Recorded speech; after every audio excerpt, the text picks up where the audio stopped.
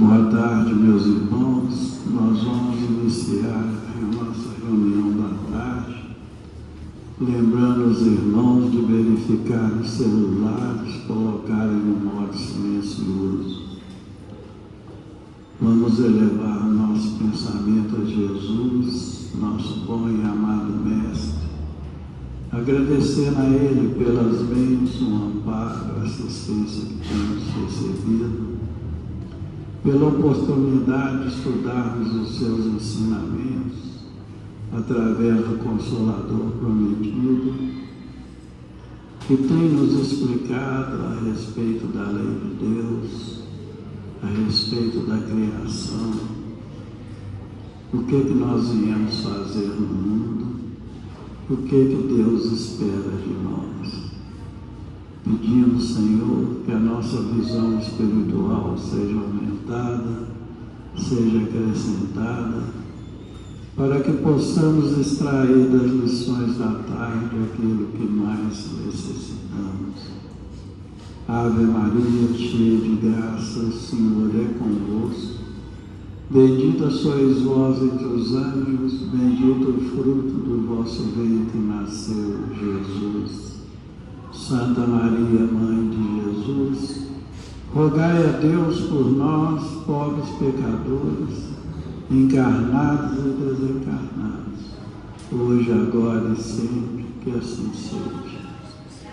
E em nome de Deus, nosso Pai, de Jesus, nosso bom e amado Mestre, e de Paulo de Tarso, patrão de nossa casa de oração, estudo e trabalho, pedimos permissão para iniciarmos a nossa reunião da tarde, na santa e bendita paz do Senhor, que assim seja. Meus irmãos, essa tarde, por nossos estudos, as nossas reflexões, nós temos o capítulo 24 do Evangelho segundo o Espiritismo, que tem o título de Não ponhais a candeia debaixo do alqueire. E o nosso estudos da tarde se refere ao subtítulo Coragem da Fé. São os ensinamentos de Jesus em que Ele nos fala: aquele que me confessar e me reconhecer diante dos homens, eu também o reconhecerei e confessarei diante de meu Pai que está nos céus. E aquele que me renegar diante dos homens, eu também o renegarei diante de meu Pai que está nos céus. São Mateus capítulo 10, 32 e 33.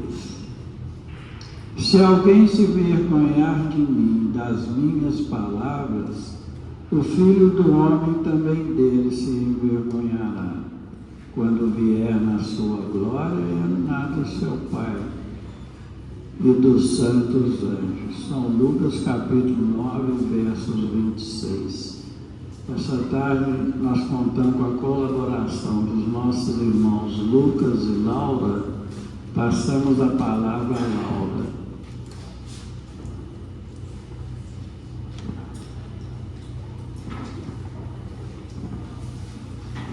Boa tarde a todos.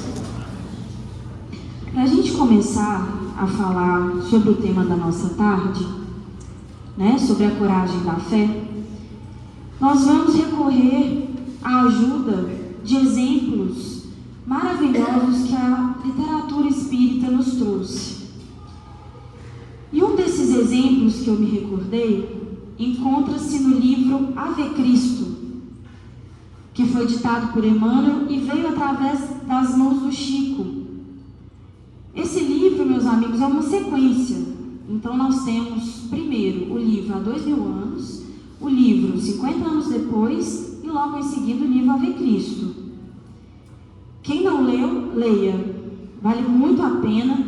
Essa obra é primorosa e nos mostra exemplos de fé tão impressionantes que certamente nós não temos condições nenhuma de compreender a fé que esses personagens constantes nesse livro nos apresentam. Nós estamos falando da fé inabalável dos seguidores de Jesus no cristianismo primitivo. E nós vamos agora mergulhar um pouquinho naquela época, mais precisamente no ano 2 depois de Cristo, e voltar lá no capítulo 7 dessa obra, relembrando o momento do julgamento e do martírio de um dos personagens desse romance, que é Quinto Varro, que mais tarde a gente vai ver que ele passou a se denominar Irmão Corvino.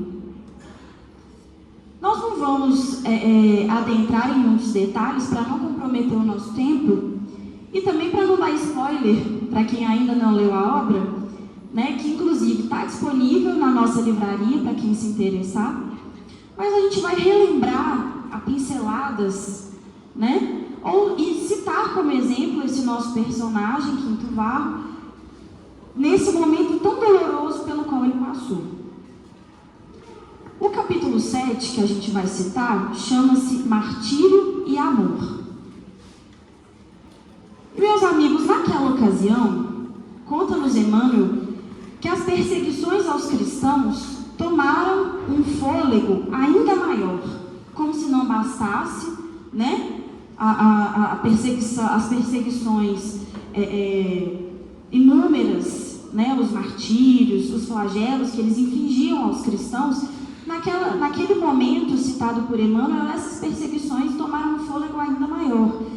E um preposto, ou seja, um enviado do imperador, que chegara em determinada região onde o nosso personagem se encontrava, aliado a outros homens poderosos, né, procedia ali ao julgamento de alguns cristãos, visando então condená-los à morte, né, ao martírio, caso esses cristãos não cedessem na sua fé, caso eles não honrassem, não prestassem juramento aos deuses romanos.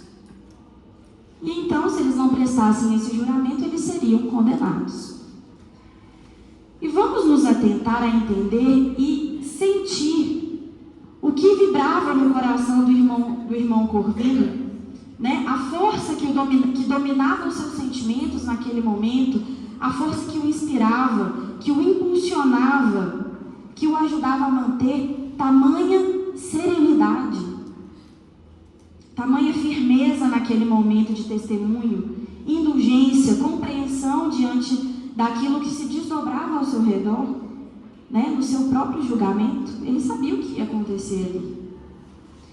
E então esse preposto do imperador se volta a irmão Corvino e fala o seguinte: exorto-vos a jurar lealdade aos deuses e obediência às leis romanas. Nesse momento, a gente para um pouquinho para pensar que o que era pedido a esses cristãos, o que era pedido, ordenado a essas criaturas, era muito simples para nós, para o nosso entendimento de agora. Era muito simples, né? Jurar lealdade ali rapidinho, para se livrar daquele julgo horroroso, daquelas atrocidades que faziam com os cristãos nos campos de martírio. Jurar e ir embora, podendo então seguir sua fé cristã em paz. Não é esse o raciocínio quase que lógico que a gente pode fazer? Né? Salva sua vida, fala qualquer coisa na frente dos soldados e segue sua vida como cristão de forma silenciosa. Esse é um raciocínio lógico que a gente poderia ter. Acontece que ali não tinham pessoas normais, né? Não era qualquer coisa que intimidava ou diminuía a coragem inabalável daquele irmão, que testemunhava a fé naquele momento de martírio. E aqui a gente começa a entender o coração desses primeiros discípulos, a perceber que para eles não existia a possibilidade de falar uma coisa diferente daquilo que eles se propunham a viver. Não existia essa possibilidade. Isso não entrava em consideração. Nem de longe havia a possibilidade de afirmarem na frente dos seus juízes que sim, que prestavam lealdade aos deuses romanos, que obedeceriam às leis romanas, mas na verdade apenas de aparência, né? Porque se seguiriam vivendo como cristãos, isso não era uma possibilidade. Para ele, não. Para eles, sentimento e verbo, sentimento e ação era uma coisa só. E esse é o princípio da fé, né? Fé não é crença. Fé é fidelidade. A fé que Jesus nos ensinou é coerência. Coerência entre os nossos pensamentos, entre os nossos sentimentos e as nossas ações. Então, para o irmão Corvino não existia a possibilidade de falar o que ele não sentia e o que ele não ia fazer. Ele tinha uma clareza de consciência tão profunda que isso lhe roubaria a tranquilidade e a paz de espírito. Isso para ele não entraria em cogitação. Não existia a hipótese de simplesmente negar verbalmente a Jesus, porque ele entendia que a fidelidade verbal era integral, era genuína, né?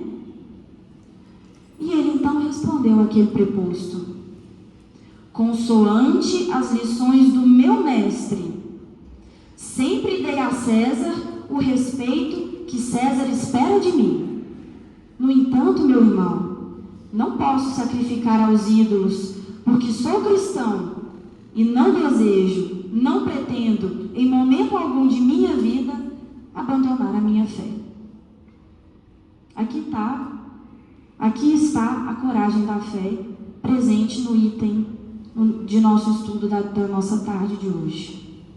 Ele sabia, meus irmãos, o que ia acontecer com ele se ele não aceitasse os deuses romanos. O irmão Corvino sabia perfeitamente o que o esperava, mas ele também sabia que não viveria com a consciência em paz se fraquejasse naquele momento.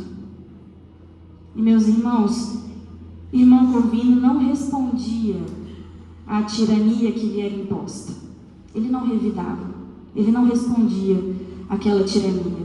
Ele não se abalava com a ironia daqueles prepostos e das pessoas que estavam observando o seu julgamento.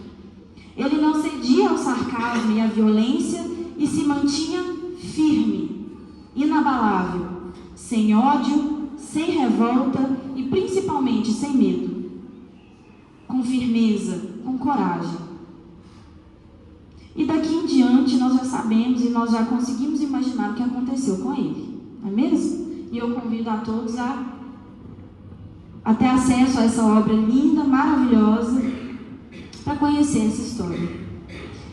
Bom, meus amigos, isso é ter coragem da fé que nos fala aqui no Evangelho, né? É a coragem e a fé dos cristãos que eram martirizados de formas que para nós hoje são inimagináveis, né? Com requinte de crueldade. E ainda assim, eles entravam nos circos cantando, na certeza da palavra e da presença do Mestre em suas vidas, com a promessa de um mundo maior. A promessa que Jesus veio nos fazer e cumpriu, e segue cumprindo, a promessa da vida eterna, né? Por isso eles não se abalavam e não tinham medo. E aqui nós lembramos ainda da coragem, da fé de uma mulher maravilhosa, que mesmo ardendo em uma fogueira junto de seu filho, não negou Jesus. Essa mulher foi Joana de Cusa. Tenho certeza que muitos aqui vão se recordar da história dela. Uma mulher altamente colocada na sociedade de Cafarnaum, ou seja, muito rica, de posses. Seu marido tinha um cargo político alto, né? Ou seja, tinha acesso, tinha recursos, mas que sofria muito dentro de sua casa com um esposo distante, difícil, muitas vezes incompreensível. E foi então que ela começou a acompanhar Jesus. Dentro ali dos seus anseios, das suas angústias, ela começou a acompanhar Jesus nas pregações do lago e confessou a ele um dia as suas angústias, seus sofrimentos, né? E nesse desejo de entender como agir nessas situações difíceis que a vida lhe trazia, o Cristo então, em uma dessas indagações que ela o fez, a aconselhou e falou com aquela serenidade que nós sabemos que lhe era característica. E aqui eu peço licença para ler um pouco, um pedaço da história, narrada por irmão X. Jesus lhe disse o seguinte: Joana, por que motivo Deus não impõe a sua verdade e o seu amor aos tiranos da terra? Por que não fulmina com um raio o conquistador desalmado que espalha a miséria e a destruição com as forças sinistras da guerra? Isso é Jesus esclarecendo a ela, né, as angústias. A sabedoria celeste não extermina as paixões, ela as transforma. Aquele que semeou um mundo de cadáveres desperta muitas vezes para Deus apenas com lágrimas.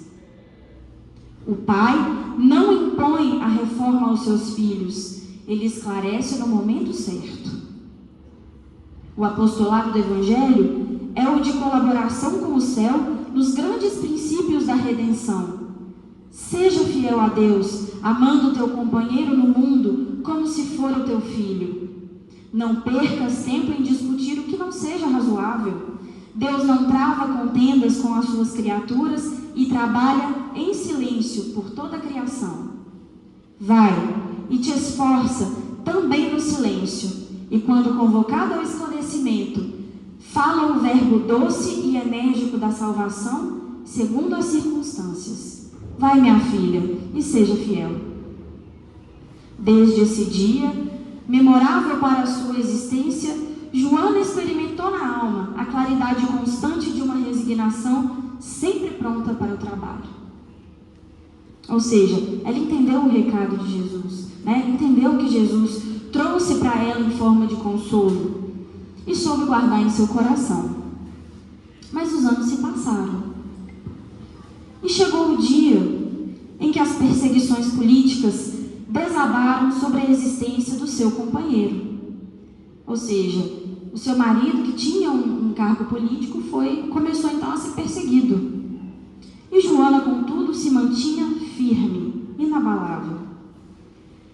Torturado então pelas ideias odiosas de vingança, pelas dívidas insolváveis, pelas vaidades feridas, pelas moléstias em que lhe verminaram o corpo, o ex-intendente de Antipas, o seu marido, voltou ao plano espiritual, ou seja, desencarnou, numa noite de sombras tempestuosas. Joana, todavia, suportou os dissabores mais amargos, sempre fiel aos seus ideais divinos, edificados na confiança sincera. E agora, passando pelas necessidades mais duras, a nobre dama de Cafarnaum procurou trabalho para se manter com o filhinho que Deus lhe confiara. Então, depois da morte do seu marido, ela passou até necessidade, porque eles perderam as suas posses, né, os seus recursos, e ela então lembrou de Jesus e se colocou a trabalhar, porque ela tinha um filho para sustentar. O seu desejo de trabalhar não foi compreendido de pronto, porque ela era uma mulher nobre da sociedade. Mas Joana sempre esclarecia que Jesus igualmente havia trabalhado, calejando as mãos nos serrotes de modesta carpintaria, e que, submetendo-se ela a uma situação de subalternidade no mundo, se dedicara primeiramente ao Cristo, de quem se havia feito seguidora devota. Cheia de alegria sincera, a viúva de Cusa esqueceu o conforto da nobreza material, dedicou-se aos filhos de outras mães e ocupou-se com os mais subalternos afazeres domésticos para que o seu filhinho tivesse pão. Mais tarde, quando a neve das experiências do mundo lhe alvejou os primeiros anéis da fronte, ou seja, quando ela envelheceu, uma galera romana a conduzia em seu bojo, na qualidade de serva humilde. Então, aquela mulher que sofria com os anseios, com aqueles anseios, com aquelas dúvidas dentro de casa, que tinha um esposo que não a compreendia, em determinado momento de sua vida perdeu tudo, mas não perdeu os ensinamentos do Cristo, mas não perdeu a fé, e guardou tudo aquilo em seu coração, e no momento que ela mais precisou, ela colocou tudo em prática, saindo de uma situação de nobreza para uma situação de muita pobreza, de muita dificuldade, virando inclusive uma serva, né? E assim os anos se passaram, quando nós vamos então encontrar, no ano 68 depois de Cristo, num dos espetáculos sucessivos do Cristo, uma velha discípula do Senhor, amarrada a um poste do martírio, ao lado de um homem jovem que era seu filho. Ante o vozerio do povo, foram ordenadas as primeiras flagelações. Abjura! Exclama um executor das ordens imperiais de olhar muito cruel e sombrio. A antiga discípula do Senhor contempla então o céu, sem nenhuma palavra de negação ou de queixa. Então, um primeiro açoite vibra sobre o rapaz seminu que estava ao seu lado, que então exclama entre lágrimas: repudia a Jesus, minha mãe. Não vês que já perdemos tudo? Abjura por mim que sou teu filho. E então, pela primeira vez, ao ouvir a súplica do filho, Joana chora, porque antes ela não havia chorado. Ela não havia derramado uma lágrima sequer. Aqueles gritos trouxeram então as lembranças de uma vida inteira. O lar risonho e festivo, as horas de alegria, os desgostos domésticos, as emoções maternais, os fracassos do seu esposo, sua desesperação e sua morte, a viuvez, a desolação e as necessidades mais duras. Em seguida, ante os apelos desesperados do filhinho, recordou então que Maria também fora mãe. E vendo Jesus crucificado no madeiro da infâmia, soubera assim confortar-se com os desígnios divinos. E acima de todas as recordações, com a alegria suprema de sua vida, percebeu-lhe ouvir ainda o mestre em casa de Pedro a lhe consolar e a lhe dizer: vai, minha filha, e seja fiel. Possuída de uma força sobre-humana, ou seja, possuída de fé, olhou para o seu filho, que ali estava sofrendo, e disse: cala-te, meu filho. Jesus era puro e não desdenhou o sacrifício. Saibamos sofrer na hora dolorosa, porque acima de todas as felicidades transitórias do mundo, é preciso ser fiel a Deus. E a esse tempo, os verdugos começaram a incendiar o local onde eles estavam. Em poucos instantes, as labaredas atingiram o seu corpo e, entre os gemidos de dor abafados, um soldado lhe perguntou com ironia e sarcasmo: o seu Cristo só lhe ensinou então a morrer? E Joana respondeu: não apenas a morrer, mas também a vos amar. E conta-nos irmão X que foi nesse momento que Joana sentiu o próprio Cristo vindo lhe buscar, lhe estendendo as mãos. Bom, meus irmãos, essas histórias que vez ou outra nós contamos aqui são relatos de vultos do cristianismo primitivo que nos deixam exemplos para guardarmos no nosso coração e para a gente se fortalecer, né?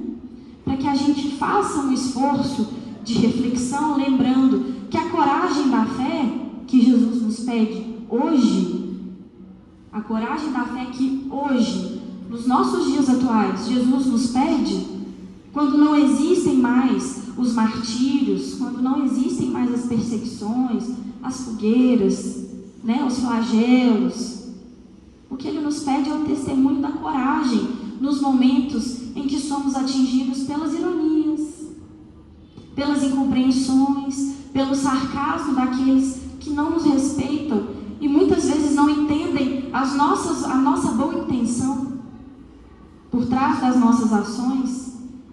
É na humildade dentro do trabalho, né?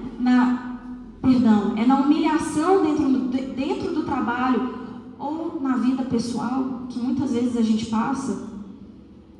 É na coragem, principalmente, de sermos diferentes dos demais. por termos conhecimento da doutrina, né? E nos negarmos a aceitar, a fazer coisas que todos aceitam, que muitas vezes todos fazem, coisas que são normalizadas, né? Mas que não nos convém, porque já temos discernimento, já temos conhecimento da doutrina em nossas vidas. É o testemunho da coragem, da fé, em ter consciência da vida futura. Consciência da vida futura. E recusar as possibilidades que a vida nos traz em forma de testes, né? Essas possibilidades que a vida nos dá de errar e cair copiosamente, porque nós temos já consciência das nossas tendências e sabemos onde a gente cai e onde a gente deve ajustar, calibrar e consertar. Quando o mundo, com os seus arrastamentos, nos convida a entrar nos castelos das ilusões, né, que tantas criaturas vão construindo ao longo da vida, buscando prazer, buscando o imediatismo, e a gente se mantém firme e fiel na simplicidade do Cristo, essa é a fé, então, vibrando em nossos corações. A fé que Jesus veio nos ensinar a ter. E caminhando para o final da minha participação, eu me lembrei hoje, quase que em cima da hora, de uma mensagem de Meimei, psicografada pelo Chico. Meu pai costuma dizer que é sempre bom ler Meimei, e a gente tem sempre algo dela próximo lá em casa. Eu me lembrei dessa mensagem que o Chico psicografou, que chama-se Confia Sempre. E Meimei nos diz o seguinte: não percas a tua fé entre as sombras do mundo. E meus irmãos, vamos encarar essa mensagem como um lembrete de fé e coragem para as nossas vidas, indo embora para as nossas casas com um pouquinho mais de fé e de esperança no mundo em que nós estamos, no mundo em que nós vivemos, mesmo com tanta dificuldade e tanta tristeza, para a gente encontrar, através da doutrina, a esperança e a alegria de viver todos os dias. Não percas a tua fé entre as sombras do mundo.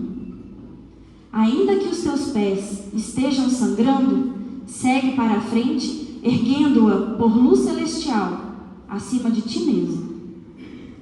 Crê e batalha. Esforça-te no bem e espera sempre com paciência. Tudo passa e tudo se renova na terra, mas o que vem do céu permanecerá. De todos os infelizes, os mais desditosos são os que perdem a confiança em Deus e em si mesmos, porque o maior infortúnio, ou seja, o maior sofrimento, é viver a privação da fé e prosseguir vivendo. O maior sofrimento é ter a privação da fé e mesmo assim ter que seguir vivendo. Eleva, pois, o teu olhar ao céu e caminha. Luta e serve. Aprende e adianta-te. Brilha a alvorada além da noite. Hoje é possível que a tempestade te amarfanhe o coração e te atormente o ideal, aguilhoando-te com aflição ou te ameaçando com a morte. Não te esqueças, porém, de que amanhã será outro dia. Meimei. E assim eu termino a minha participação, agradecendo a paciência de todos. Boa tarde. Meus prezados irmãos, boa tarde a todos. Conforme a primeira parte, a leitura feita, trazida por nós pelo Sr. Evandro, e os comentários que a Laurinha preparou e nos trouxe, nós observamos que hoje o nosso tema de estudo diz respeito à coragem da fé. Nós temos duas citações evangélicas que embasam esse tema, que são as seguintes. Vamos relê-las. Aquele que me confessar e me reconhecer diante dos homens, eu também o reconhecerei e confessarei diante do meu Pai que está nos céus. E aquele que me renegar diante dos homens, também eu o renegarei diante de meu Pai que está nos céus. está no Evangelho de Mateus, na Bíblia, no capítulo 10, versículos 32 e 33. Já no Evangelho de Lucas, nós vamos ver Jesus novamente tocando nesse assunto, nesse tema, dizendo assim para nós: se alguém se envergonhar de mim e das minhas palavras, o Filho do Homem também dele se envergonhará, quando vier na sua glória e na de seu Pai e dos santos anjos. Está em Lucas 9, 26. Jesus, meus amigos, nesses dois trechos, conforme a gente viu até aqui, nos preparava a todos para as horas difíceis que a vida iria nos trazer, para os momentos nos quais nós seríamos chamados a emitir uma opinião, para os momentos nos quais nós seríamos questionados a respeito do nosso ponto de vista, da nossa fé, dos nossos valores. Questionamentos estes, tanto aqueles de ordem verbal, tanto nos diálogos que a gente iria se deparar, como também nas atitudes que nós teríamos diante das mais diversas situações da vida. Jesus, conhecendo as nossas fraquezas e as nossas dificuldades, dizia assim para a gente: tenham coragem, não hesitem, sejam fortes nessas horas, porque de acordo com a nossa atitude, as situações vão caminhar para um lado ou para outro. E o mestre chega a dizer o seguinte: aquele que se envergonhar de mim, também dele me envergonharei. Ou seja, não se envergonhem, não se ocultem de acordo com aquilo que vocês acreditam, com os valores que nós já temos. Até porque, meus irmãos, quando o cristianismo vem ao mundo, as ideias de Jesus chegam ao mundo, nós percebemos que as ideias do Cristo eram eminentemente de caráter o quê? Minoritário. As maiorias ainda não estavam com Jesus. E mesmo depois, quando as ideias do Cristo atingem um alcance maior, alguns séculos depois, e são professadas por um maior número de pessoas, ainda assim a coragem da fé se expressa. Porque não é a simples profissão de fé o que nos distingue, e sim as nossas atitudes. Às vezes a gente vai estar num meio onde várias pessoas também professam aquela fé, mas ter a coragem para fazer o que é certo, para fazer o que deve ser feito, e estarmos com a nossa consciência em paz, é sempre um desafio para todos nós. Estudando, meus amigos, esse assunto, nós vamos nos deparar com um episódio que ficou marcado na história do cristianismo, com um personagem que nos é muito querido, mas que ao mesmo tempo legou para a gente uma lição inesquecível nesse ponto. Quando a gente pensa no tema da coragem da fé, de não negarmos aquilo que acreditamos, de sermos firmes nas horas mais difíceis, para afirmar o que a gente pensa, o que a gente acredita, o que a gente sabe que é o correto e que nos convém fazer, e às vezes a fraqueza com a qual a gente ainda enfrenta dentro de nós mesmos, possivelmente todos nós, se perguntados nesse sentido, vamos nos lembrar do mesmo episódio. Ou seja, quem que na história do cristianismo, entre os primeiros cristãos, entre os apóstolos, foi aquele que já tinha recebido muito de Jesus, talvez um dos que mais acompanharam as lições de Jesus, e até porque muitas vezes Jesus estava na casa dele, e que ainda assim, em um momento decisivo, não teve a coragem, a força suficiente para afirmar-se cristão, afirmar-se seguidor do Cristo, afirmar os seus princípios e as suas crenças. Nós então vamos nos lembrar da figura de Pedro, de Simão Pedro. Nós temos então, meus amigos, é essa a primeira parte do nosso estudo, do nosso aprendizado de hoje. Nós temos lá no livro Boa Nova, no capítulo de número 26, um capítulo que Humberto de Campos nos trouxe e intitulou como A Negação de Pedro. Qual que é o nosso propósito? Nós vamos então compreender as circunstâncias nas quais isso aconteceu. O que se passou com Pedro? Pedro negou a Jesus, por maldade, por crueldade, ou teria sido por fraqueza e invigilância? Nós então vamos aqui compreender, até porque o que se passou com Pedro e que foi para ele uma lição inesquecível, é também uma lição inesquecível para nós. Porque talvez, tal como aconteceu com Pedro, venha nos acontecer algum dia. Algum dia nós seremos defrontados tal como Pedro foi. Então vamos compreender as circunstâncias. Conta-nos, irmão X, que Jesus estava reunido com os apóstolos na chamada Santa Ceia, naquela que foi o grande encontro final junto aos discípulos, junto aos apóstolos. E o ato de Jesus de lavar os pés de seus discípulos encontrou certa incompreensão da parte de Simão Pedro. O velho pescador não concordava com semelhante ato de extrema submissão. Ou seja, Jesus lavou os pés dos discípulos, Pedro não concordou com aquela atitude do mestre, até porque, meus irmãos, naquela época era algo que os escravos de uma casa faziam, lavar os pés dos convidados, dos visitantes. E então, chegada a sua vez, ele falou com Jesus: nunca me lavarei os pés, me lavareis os pés. Meus companheiros estão sendo ingratos e duros nesse instante, deixando-vos praticar esse gesto como se fosseis um escravo vulgar. Foram as palavras de Pedro. Em seguida a essas palavras, lançou à Assembleia um olhar de reprovação e desprezo. Então Pedro ainda como que recriminou todos os discípulos, os apóstolos, enquanto Jesus lhe respondeu: Simão, não queiras ser melhor que os teus irmãos, em nenhuma circunstância da vida. Em verdade, assevero-te que, sem o meu auxílio, não participarás com o meu espírito das alegrias supremas da redenção. O antigo pescador aquietou-se um pouco, fazendo calar a voz de sua generosidade quase infantil.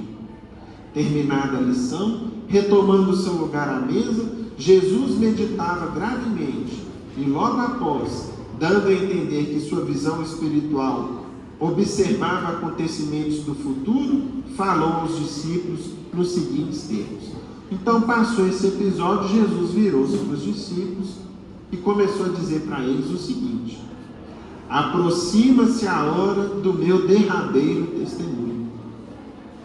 Sei por antecipação que todos vós estareis dispersados nesse instante supremo. Vejam que interessante. Jesus, conhecendo os discípulos e os apóstolos, sabia de suas dificuldades, de suas limitações, e já percebia que na hora extrema, o que aconteceria com eles? Iriam se dispersar. Não estariam unidos na defesa ou mesmo no testemunho enquanto cristãos junto ao Mestre. É natural, disse Jesus, porquanto ainda não estáis preparados senão para aprender. Antes, porém, que eu parta, quero deixar-vos um novo mandamento, o de amar-vos uns aos outros, como eu vos tenho amado.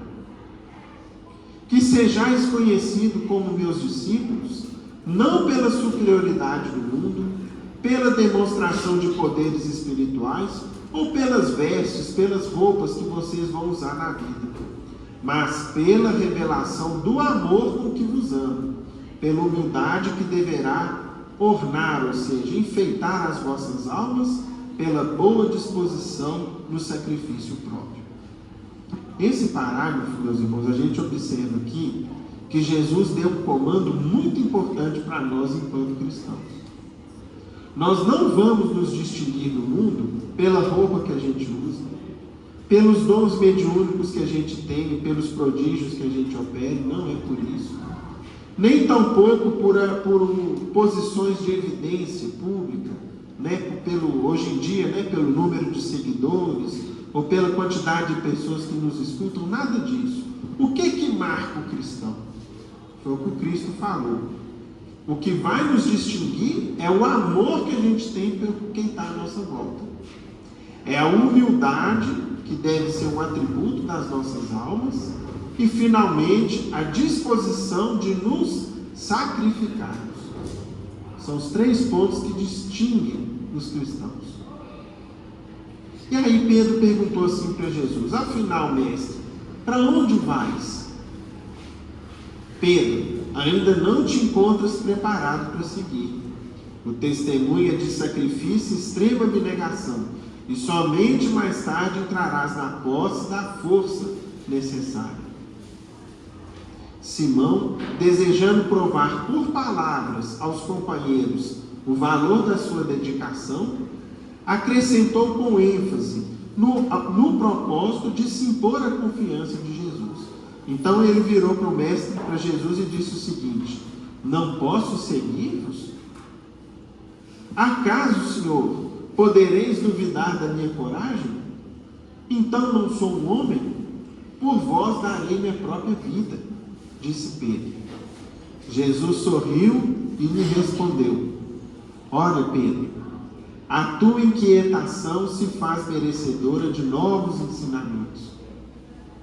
A experiência te ensinará melhores conclusões, porque em verdade te afirmo que essa noite o galo não cantará sem que me tenhas negado por 3 vezes. Quem já ouviu falar isso aqui? Pedro, antes do galo cantar à meia-noite, você vai me negar por 3 vezes, né? Não é à toa que próximo da época do Natal a Igreja Católica tem inclusive uma celebração, né? Chamada Missa do Galo. Porque, meus irmãos, é um marco importante na história do Evangelho. É um ponto decisivo da história do Evangelho, porque, até mesmo porque logo em seguida Pedro disse o seguinte: julga-lhe então um espírito mau e endurecido a esse ponto? Ou seja, Pedro como que se indignava perante o mestre. Olha, mestre, você acha que eu vou te negar, que eu seria mau, um espírito duro e difícil ao ponto de te negar? Aí Jesus responde: não, Pedro, adiantou Jesus com doçura, não te suponho ingrato ou indiferente aos meus ensinos, mas vais aprender ainda hoje que o homem do mundo é mais frágil do que perverso. Meus irmãos, essa frase aqui de Jesus tem profundo significado para nós. Isso aqui é a causa da maioria dos males do mundo. A maior parte das pessoas erra por fraqueza e não por crueldade, não por perversidade. Quando a gente se depara com um erro, com uma falha, com uma queda de quem quer que seja, sempre cogitemos dessa afirmativa de Jesus: o homem no mundo é mais frágil do que perverso. Foi o que ele disse a Pedro e encerrou o diálogo naquele ponto. Pois bem, meus irmãos, e o que se seguiu depois? Nós vamos aqui fazer um resumo. Conta Humberto de Campos, irmão X, que passado algumas horas, eles saíram, né? Saíram ali do ambiente no qual ocorreu a Santa Ceia, e Jesus teve ali a sua prisão efetuada, e no ato da sua prisão propriamente dita, nós vamos ver um suposto ato de defesa de Pedro da parte de Jesus, em que ele fez o que com o soldado que vinha para prender o Cristo? Ele avançou com uma espada na direção do soldado, arrancando-lhe, ferindo-lhe uma orelha. Foi quando Jesus então o recrimina. Em seu último ato, demonstrando ali os poderes maravilhosos que ele tinha, ele restitui e cura imediatamente a orelha do soldado ferido. Ainda dá uma advertência para Pedro: quem com ferro fere, com ferro será ferido. Você não faça isso, né? Advertindo a Pedro e a todos nós. Pois bem, meus irmãos, acontece o seguinte: tal como Jesus previa, os discípulos então se dispersaram. Cada um foi para um canto. Somente 2 permaneceram junto ao Cristo, que foram Pedro e João. Só que João, preocupado com o correr dos fatos, ou seja, com aquilo que vinha acontecendo, afastou-se, não por covardia, até porque ele depois foi o único que acompanhou Jesus no Calvário, mas João afastou-se para avisar Maria, em Betânia, que o filho dela estava preso, e o que estava acontecendo, e as perspectivas em vista, que eram as piores possíveis. E Pedro, então, acompanhando Jesus, observou que o mestre foi preso e levado para uma cela na casa de Caifás, aonde tinha um pátio muito extenso e onde as pessoas passaram então a se aglomerar. O prisioneiro fora trancafiado por entre zombarias e impropérios. Ao grupo reduzido juntara-se agora a massa popular, então em pleno alvoroço festivo, nas comemorações da Páscoa. O pátio amplo foi invadido por uma aluvião de pessoas alegres. Ou seja, o que acontecia? Era a época da Páscoa dos judeus, Jerusalém estava repleta de pessoas, e sendo uma ocasião festiva, muitos inclusive festejavam com o uso do álcool e às vezes o uso abusivo, excessivo, além daquilo que se convém. Então havia ali um ambiente de agitação, dessa falsa alegria que às vezes o álcool proporciona, e ali eles em torno da figura de Jesus como algo que fazia parte de uma grande festa. Tudo isso foi armado pelos fariseus. Ridicularizava-se as lições de Jesus. Zombavam-se de seus exemplos. E não faltavam os que diziam em voz alta que o profeta Nazareno havia chegado à cidade chefiando um bando de ladrões. Olha o que era a fofoca e o disse-me-disse naquela noite, né? O velho pescador de Cafarnaum sentiu a hostilidade com que teria de lutar para socorrer o Messias e experimentou um frio angustioso no coração. Vejam só as circunstâncias, meus irmãos. O que Pedro começou a perceber? Um meio extremamente hostil a Jesus, às ideias do Cristo e, por consequência, aos seguidores do Mestre. Sua resolução parecia vencida. Sua alma ansiosa se deixava dominar por dúvidas e aflições. Começou a pensar nos seus familiares, em suas necessidades comuns do dia a dia, nas convenções de Jerusalém, que ele não poderia afrontar sem pesados castigos. Com o cérebro cheio de expectativas e cogitações, penetrou no pátio, onde se adensava a multidão. Logo em seguida, uma das servas da casa de Caifás se aproximou dele e falou surpresa: "Não és tu um dos companheiros desse homem?" Perguntou, designando a cela onde Jesus se achava preso.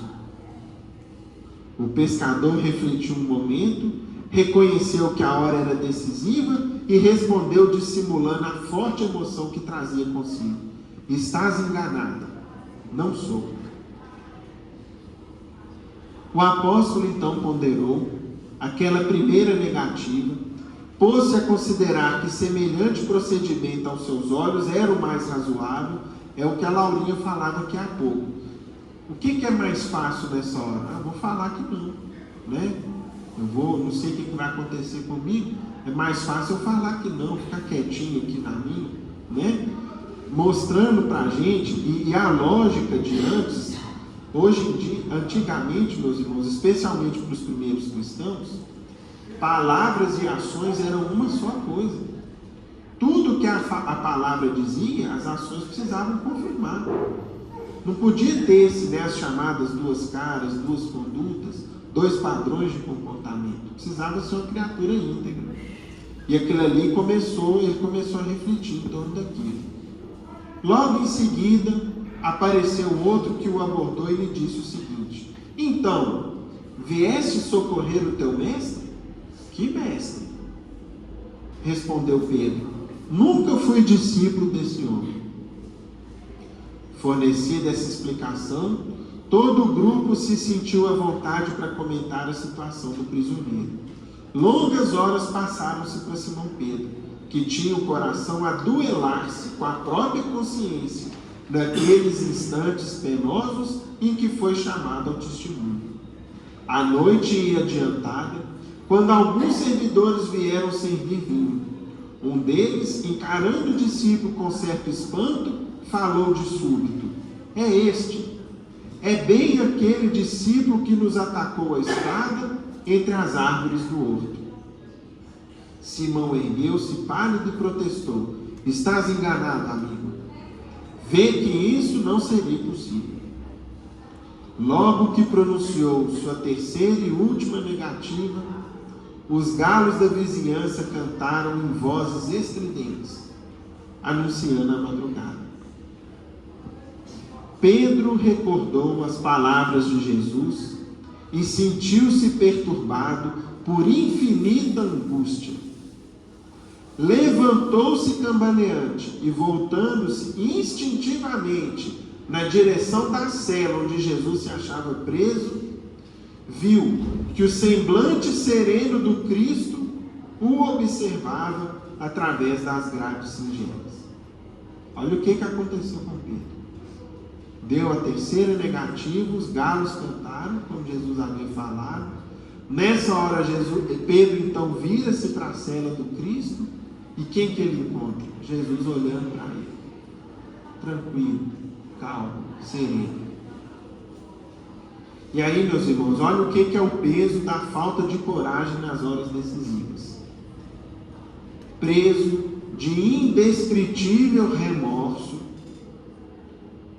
O que é a consciência nossa remorseada, cheia de culpa? É uma brasa viva que nos queima por dentro. Preso de indizível, indescritível remorso, o apóstolo retirou-se envergonhado de si mesmo. Dando alguns passos, alcançou os muros externos, onde se deteve a chorar amargamente. Ele, que sempre foi homem ríspido e resoluto, que condenava invariavelmente os desviados da verdade e do bem, que nunca conseguira perdoar as mulheres mais infelizes, ou seja, que tinham um temperamento muito ríspido, muito severo e às vezes intransigente, ali se encontrava, abatido como uma criança, em face da sua falta. Começava a entender a razão de certas experiências dolorosas de seus irmãos de humanidade. Ou seja, nesse ponto, Pedro começou, devido à dor, a profunda dor que ele sentia por ter abandonado o seu mais querido amigo, Pedro começou a cogitar o seguinte: agora eu estou começando a entender por que as pessoas caem, por que as pessoas erram, por que as pessoas falham na vida. Em seu espírito, desabrochava uma fonte de novas considerações pelos infelizes da vida. Desejava ansiosamente ajoelhar-se diante de Jesus e pedir-lhe perdão para sua queda dolorosa. Através do véu de lágrimas que lhe obscurecia os olhos, Simão Pedro então experimentou uma visão consoladora e generosa. Pareceu que Jesus vinha encontrá-lo em espírito na solidão da noite, trazendo nos lábios aquele mesmo sorriso sereno de todos os dias. Ante a emoção confortadora e divina, Pedro ajoelhou-se e falou: Senhor, me perdoe. Perdoe. Mas nesse instante não viu mais nada. Na confusão de seus pensamentos, uma lua muito bela enfeitava de luz as vielas isoladas. Foi aí que o antigo pescador refletiu de maneira ainda mais profunda, lembrando as advertências amigas de Jesus quando lhe disse: Pedro, o homem do mundo é mais frágil do que perverso. As pessoas erram muito mais por fraqueza do que por maldade, do que por crueldade. Pois bem, meus irmãos, esse episódio de Simão Pedro ficou como uma lição viva para todos nós. A que momento da vida nós seremos chamados a testemunhar a nossa fé cristã, a nossa fé espírita. Talvez isso vai se dar num simples diálogo, com um conhecido, com um amigo, com alguém na rua, que num certo ponto do diálogo vai nos perguntar: você é espírita? Ou que fé que você tem? No que você acredita? Quais são os seus valores? E aí a gente vai ser chamado a dar nossa opinião. Nós vamos ter a coragem suficiente, especialmente quando o meio for hostil, quando a nossa resposta nos trouxer riscos de integridade, nos fizer perder alguma vantagem material, nos trouxer inclusive uma má avaliação por parte das pessoas, ou um julgamento equivocado. Então, meus irmãos, tudo isso a gente precisa ponderar e refletir. Para a gente concluir o nosso estudo dessa tarde, nós vamos ver aqui agora uma história muito breve, pequenina, do livro A Vida Escreve, de Hilário Silva, que vai mostrar para a gente como que a coragem da fé, às vezes nas horas mais difíceis e inesperadas, é capaz de construir situações de grande importância, de muita relevância. Vamos lá. É o capítulo 6 da primeira parte do livro A Vida Escreve. A página se intitula O Livro Libelo, ou seja, o livro Acusação. Vamos lá. O distinto advogado não ocultava a ojeriza, a antipatia que tinha pela doutrina espírita. Fosse onde fosse, se a conversa entrasse para algum tema de espiritismo, sempre ia em direção à ironia, à crítica e ao sarcasmo. Essa história de espiritismo, dizia ele, só num tratado psiquiátrico. E então destilava pequenas difamações como quem debulhava espigas de brasas. Ou seja, nesse instante ele então vinha e falava uma série de críticas, de observações, mencionava espíritas que eram incoerentes, enfim.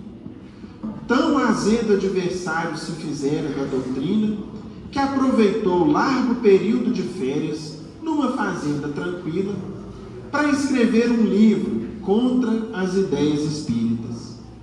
Livro Acusação, livro de ódio. Nos serões caseiros, costumava ler para os amigos esse ou aquele trecho do livro em preparação, em que médiuns eram denunciados e acusados de maneira cruel. E muitos deles riam-se entre um e outro gole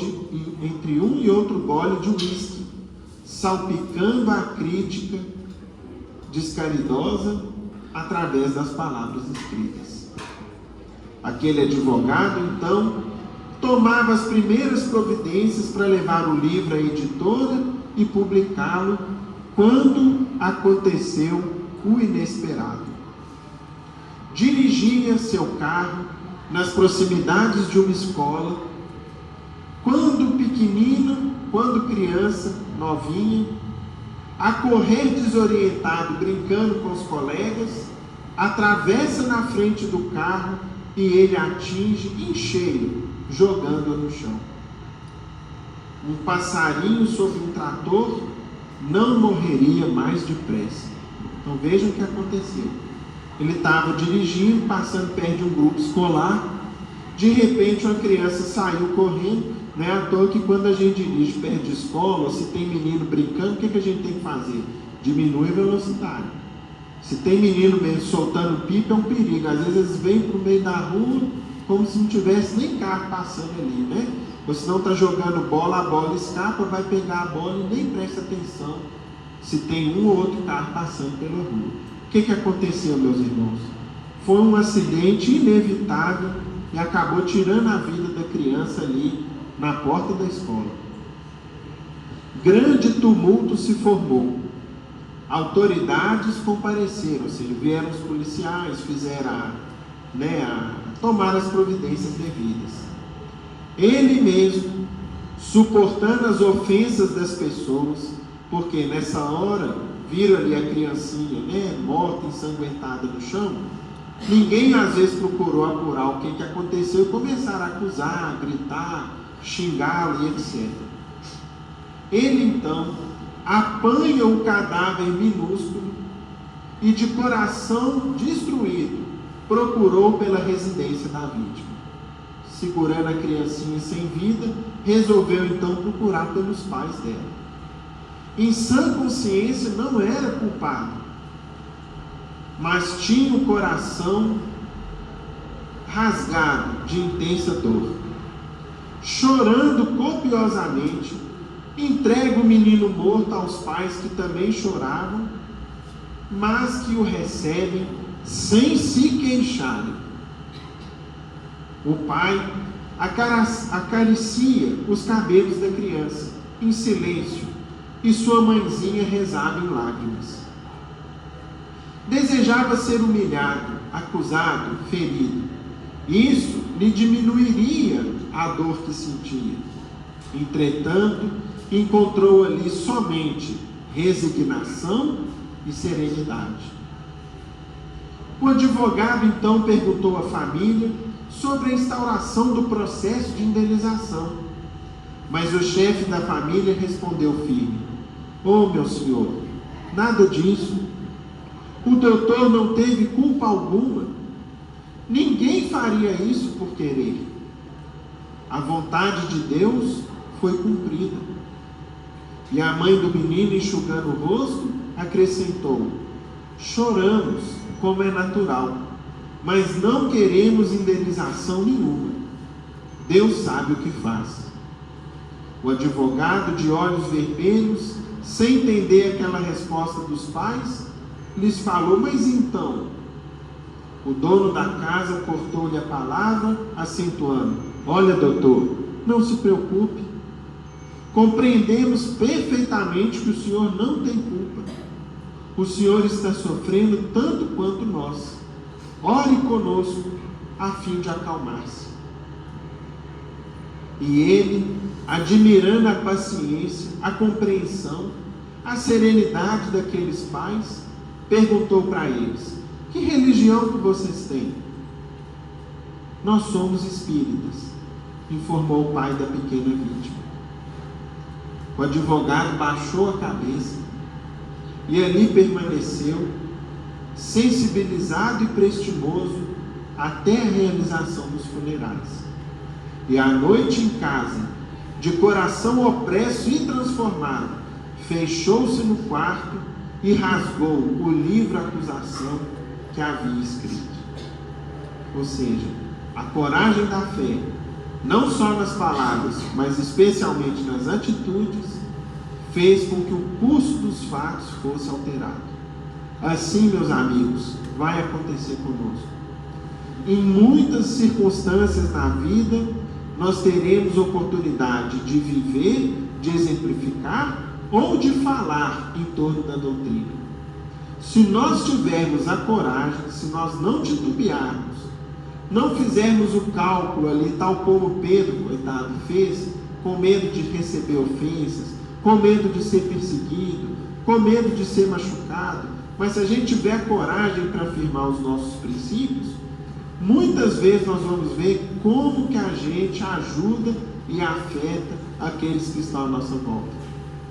Às vezes, em simples atos, em simples palavras, a pessoa pode ser chamada a atenção para algo que ela espera a vida toda.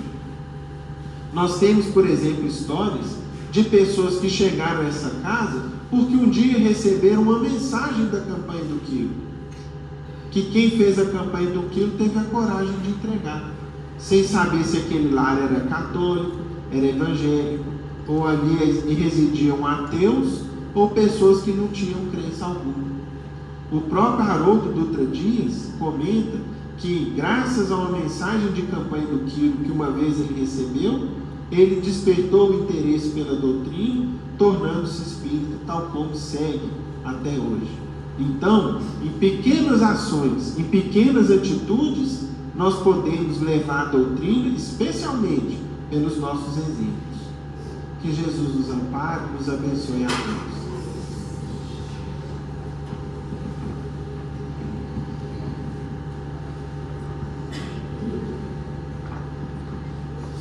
Meus irmãos, terminados os comentários sobre os ensinamentos de Jesus, através do Consolador prometido, vamos agradecer a Deus, a Jesus, aos nossos benfeitores espirituais, esses momentos de paz e reflexão. Pedimos ao nosso irmão Warley que nos faça a prece.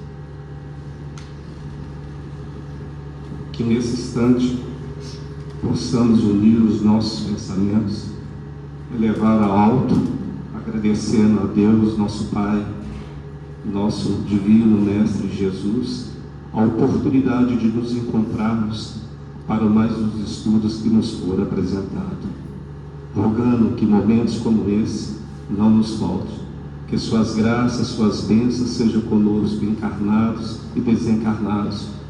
Divino amigo, que a sua sustentação possa ser sempre nessa casa, nos proporcionando momentos como esse, de estudo, de oração e de trabalho. A fé, ela não se impõe, mas se propaga pelo exemplo. Que os nossos atos sejam reflexos da nossa crença.